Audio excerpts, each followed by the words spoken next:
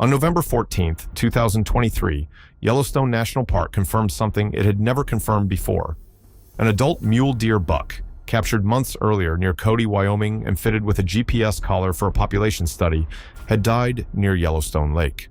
When the collar signaled its death and officials recovered and tested the carcass, the result came back positive for chronic wasting disease, the first confirmed case in the park's history. The headline sounded like the opening of a zombie deer story. A dead buck, a fatal brain disease with no cure, a national park famous for its wild herds. And the animal that disease produces is the one everyone can already picture. The deer that looks like it walked out of a horror film, ribs pushing through the hide, head hanging low, a rope of saliva swinging from its mouth. It stands 20 feet from a hunter in the open, staring at nothing, and when he shouts and waves his arms, it does not run. It takes one slow, staggering step and stays there, breathing, empty-eyed, already gone in every way that matters, and still on its feet.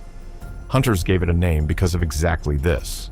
They call it a zombie deer, but the dead buck by the lake was not the part the scientists should have been watching.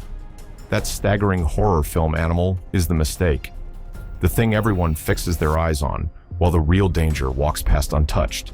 Because here is the detail, buried in the wildlife officials' own guidance, that should stop you cold. Most CWD-positive animals that hunters harvest can look completely normal and healthy. Not staggering, not drooling, not visibly sick at all. The deer that terrifies the people who study this is the one standing right beside the dying one. Full coat, clear eyes, no stagger, grazing in the field behind a house, drinking from the same creek, crossing the same road you take to work, and already, silently, shedding the same thing that hollowed out the animal dying in the open. It will look that healthy for 1 to 3 more years. There is no symptom to see. There is no test you can run on it from a distance. And by the time it finally becomes the staggering thing in the tree line, it has spent years seeding the ground underneath it. The zombie deer is not the outbreak. It is the last stage of it. And whatever is doing this has quietly spread into 37 states. It would be a curiosity if it were one deer in one county. It is not. It is in 37 states and 5 Canadian provinces, and in almost 60 years since the first case turned up in a research pen in Fort Collins, Colorado in 1967. It has never once been pushed back out of anywhere it reached. It is easy to hear a phrase like zombie deer and file it away with the other campfire stories, the ones about the thing in the woods that walks wrong. But this is not folklore. This is a disease with a name, a paper trail going back to the 1960s, and a federal agency tracking it across the country county by county. And in the summer of 2026, it did something that changed the entire shape of the problem, and almost nobody noticed. This is the space the whole story lives in. The question is not whether this disease is real, or whether it kills deer. Both are settled, and the answer to both is yes. The question is, the one nobody in charge will answer out loud, whether it is coming for us next. To understand why that question cannot be dismissed and cannot yet be confirmed, you have to understand what the thing actually is. Start with what is actually killing them, because it is stranger than any virus. The disease is called chronic wasting disease, and the reason it terrifies the people who study it has nothing to do with how the sick deer look. It is what the healthy ones are doing. Chronic wasting disease is not caused by a bacterium. It is not caused by a virus. It is caused by a protein, a prion. Every deer already carries this protein in its brain, doing its ordinary job. But a prion is a protein that has folded into the wrong shape, and once it does, it becomes something close to contagious geometry. It touches a healthy protein and forces that one to misfold too. Then those two find 2 more. The deer's own brain begins turning itself into the thing that is killing it, protein by protein, and the process cannot be stopped because there is nothing to kill. You cannot poison a shape. Over months, the misfolded proteins accumulate until the brain tissue is riddled with microscopic holes, until it is, under a microscope, a sponge. This is the same family of disease as mad cow, the same family as Creutzfeldt-Jakob in humans, the same family as scrapie in sheep. There is no treatment. There is no vaccine. There has never been a single deer that recovered. Once an animal has it, that animal will die of it, and every animal that gets it dies of it. And that is the entire story of the disease from the animal's point of view. The symptoms that gave it the nickname come at the very end. The drastic weight loss that leaves the ribs standing like slats. The stumbling, the drooling, the listlessness, which is the clinical word for an animal that has stopped caring about anything at all, including the man standing 20 feet away shouting at it. The deer in that tree line was not sick in any way it could feel. It had simply been hollowed out. It took another 11 years after that first pen for anyone to work out that what they were seeing belonged to the same family as mad cow. By 1981, it had turned up in a wild deer, out in the open country, loose in the world. And from there, it did what a thing with no cure, no vaccine, and no way to detect it in a living animal will do. It spread. Here is where it stands now. The CDC confirms chronic wasting disease in at least 37 states in the continental United States and 5 Canadian provinces. It has crossed the ocean. It is in Norway, Finland, Sweden, and South Korea. In the states where it has been established the longest, Colorado, Wyoming, Wisconsin, and Illinois, the infection rates in some local herds are no longer low. The map is not a snapshot of a problem. It is a time lapse of one, and it has only ever moved one direction. And the reason it moves is buried in the biology, and it is the part that makes wildlife managers go quiet. The prion does not need the deer to be alive. When an infected animal urinates, salivates, defecates, or dies and decomposes in a field, the prions go into the soil, and there they stay. They are not alive, so they cannot die. Ordinary disinfectants do nothing to them. Heat that would sterilize a surgical instrument does not reliably destroy them.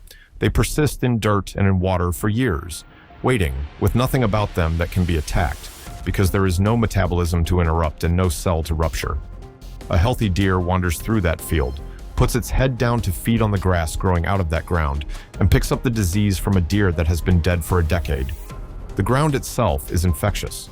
You cannot burn it out, disinfect it, or fence it off. Once a place has this, it has it, essentially forever. And that is what separates it from every other wildlife disease anyone has ever managed. With most outbreaks, you can wait the pathogen out. Here, the land is the reservoir. There is nothing to wait for. Now hold all of that in your head and add the finding that landed in June of 2026, because this is the part that rewrote the problem.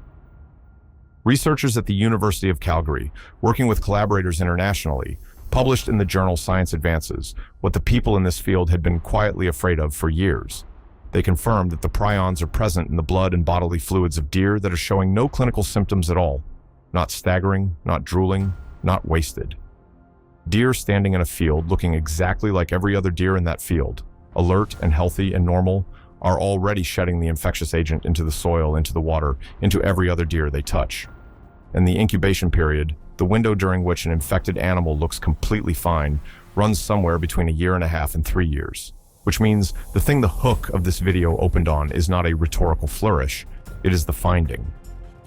The zombie deer, the horror story animal in the tree line, was never the danger. It is the very end of the process, the last few weeks of something that has been running silently for years. The June study is the confirmation in a peer-reviewed journal that the healthy-looking deer standing beside it has been the real vector the entire time. The one in the field behind your house that you watched all spring. The one that looks fine because it is simply not showing you anything yet. Which raises the question the entire scientific community has been carefully, slowly, publicly refusing to answer. Can it get into people?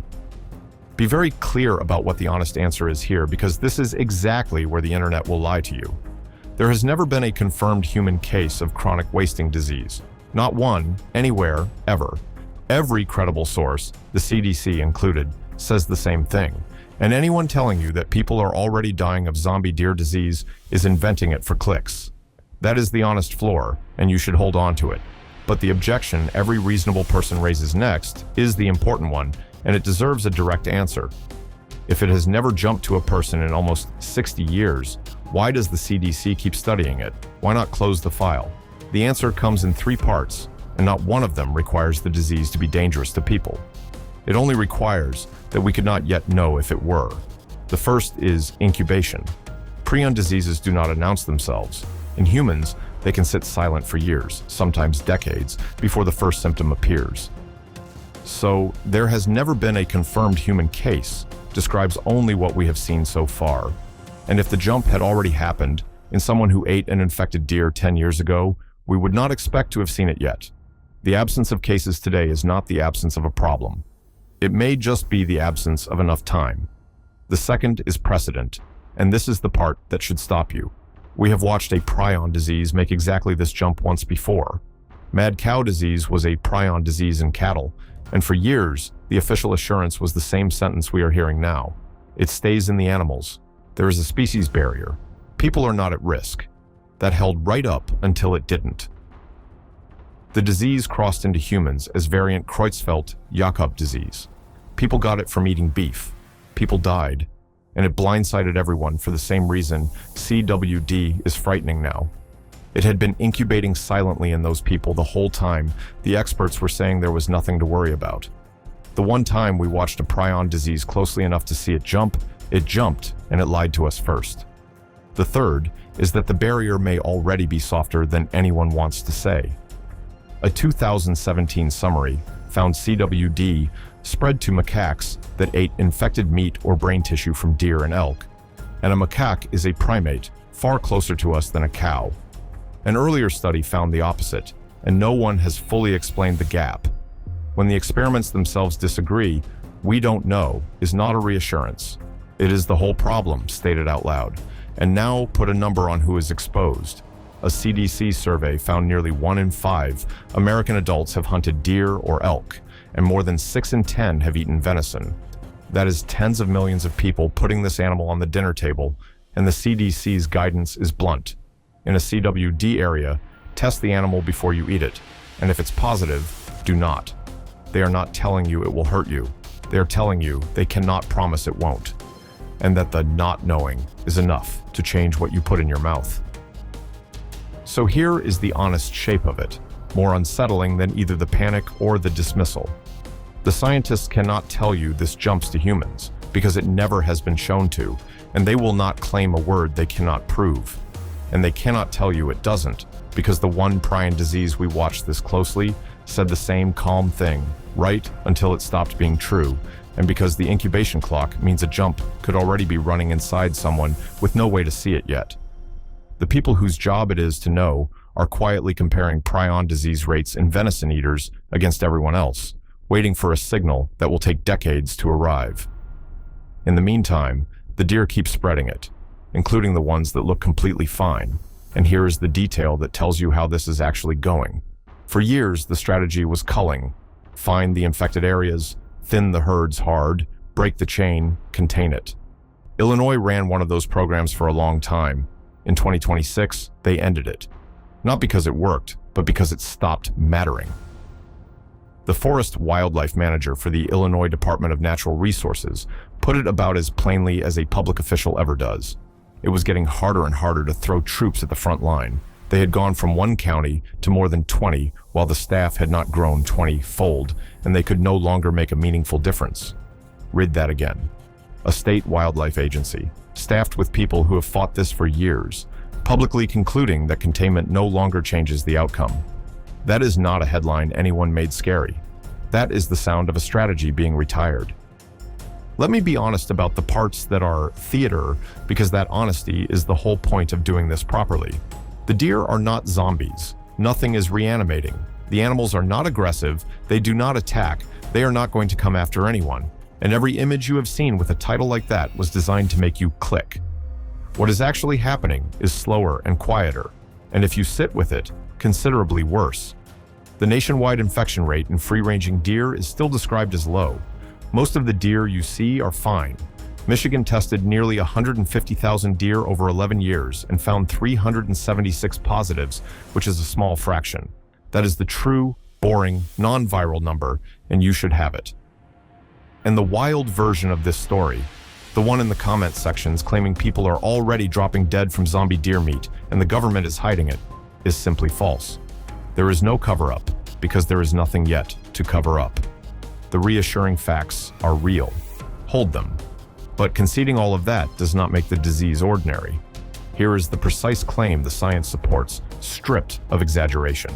It does not say zombie deer are coming for you. It says something smaller and much harder to dismiss, that a fatal, uncurable prion has spread into 37 states and never been pushed out of one. That infected animals look healthy for years, while seeding the ground with it, that the ground then holds it, essentially forever, that the one prion disease we watched this closely jumped to humans once already, silently, after these same assurances, and that tens of millions of people eat the animal that carries it. None of that is a horror movie. All of it is on the record, and all of it is true at once. And that is the entire reason the people who study this cannot sleep. There is one last piece, the one that turns a slow problem into an accelerating one.